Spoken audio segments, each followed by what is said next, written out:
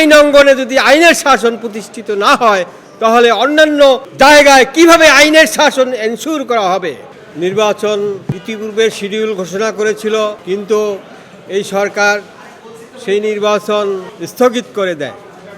পরবর্তীতে পুনরায় নির্বাচন তফসিল ঘোষণা না করে বিএনপি, জামাত, এনসিপি তারা যোগসাজশীভাবে একটি অ্যাডহক কমিটি করেছে, যেটা বাংলাদেশ বার কাউন্সিলের 8(2) অনুচ্ছেদের সাংঘর্ষিক। আমরা জানি প্রতি 3 বছর অন্তর অন্তর বার কাউন্সিলে মে মাসের ভিতরে নির্বাচন হয়, কিন্তু 2021 সালে প্যান্ডামিক কোভিড-19 এর কারণে আওয়ামী লীগ সরকার একটি অ্যামেন্ডমেন্ট করেন বার কাউন্সিল অর্ডার 1972, এবং সেখানে 1 বছরের জন্য অ্যাডহক কমিটি করতে পারে এই মর্মে আইন সংশোধন করেন।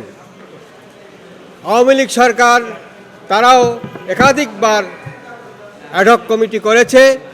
বিএনপি সরকার সেই আওয়ামী লীগের ধারাবাহিকতা বজায় রেখে তারাও একাধিকবার অ্যাডহক কমিটি করছে নির্বাচন না করে। আপনারা দেখবেন গতকালকের 30/6/2026 তারিখে যে অ্যাডহক কমিটি করেছে, ওখানে উল্লেখ করা হয়েছে 8(2) অনুচ্ছেদ অনুযায়ী তারা এই কমিটি করেছে, কিন্তু ওই 8(2) অনুচ্ছেদে 1 বছরের জন্য কমিটি করতে পারে, কিন্তু 1 বছরের কমিটি ইতিপূর্বে শেষ হয়ে গেছে। এখন নির্বাচন ছাড়া কোনো অ্যাডহক কমিটি ওই আইনে বহাল থাকতে পারে না।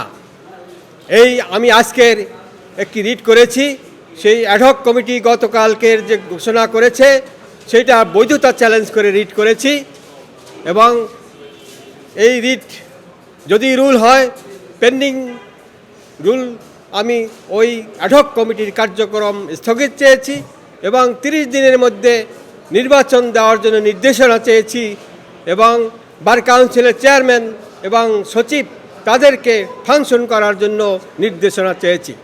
আপনারা জানেন আমি 2015 সালেও একটি রিট করেছিলাম, এবং সেই রিটে সুপ্রিম কোর্ট আপিল বিভাগ সিদ্ধান্ত দিয়েছিল যে মে মাসের পরেও নির্বাচন হতে পারে, এবং জুলাই মাসে সেই নির্বাচন হয়েছিল 2015 সালে।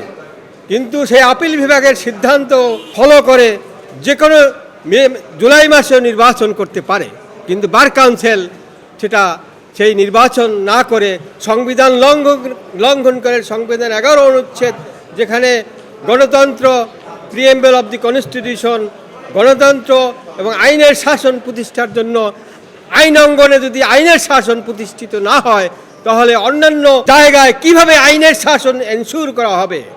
আমি সরকারের হস্তক্ষেপ, তারা যে ভাগাভাগির যে অ্যাডহক কমিটি করলো, বিএনপি কিছু, জামাত কিছু, এনসিপি কিছু, 3 ভাগ করে। আমরা জানি যারা নির্বাচিত কমিটি 15 জন, অ্যাডহক কমিটিতেও কি 15 জন সদস্য দরকার আছে? কিন্তু ওই অ্যাডহক কমিটি করার যে আইনটা করেছে সেই আইনটাও আল্ট্রাভায়ার্স অব দি কনস্টিটিউশন। আমি এই 2টার পরে কোর্টে মেনশন করব ইনশাল্লাহ। আমার মনে হচ্ছে আগামী রবিবার শুনানি হবে। না, শুনানি হয়, কিছু অ্যালাউ করে, কিছু অ্যালাউ হয় না।